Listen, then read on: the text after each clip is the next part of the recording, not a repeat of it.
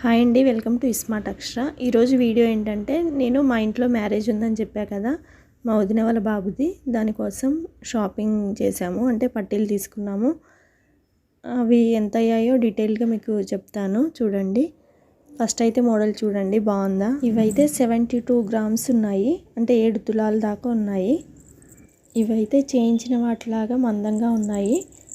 మేమైతే చేయించలేదు, డైరెక్ట్గా షాప్లో తీసుకున్నాము.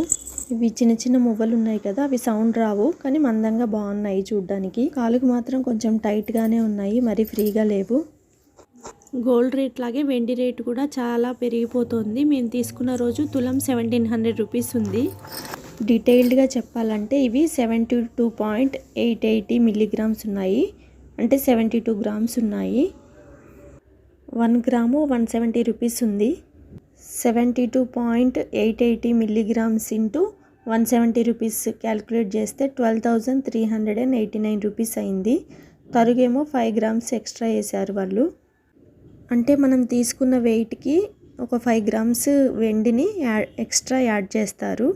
అంటే ఇప్పుడు 72 పాయింట్ చేంజ్ ఉంది కాబట్టి ఆ 5 గ్రామ్స్ యాడ్ చేస్తే 77.880 మిల్లీగ్రామ్స్ అయింది.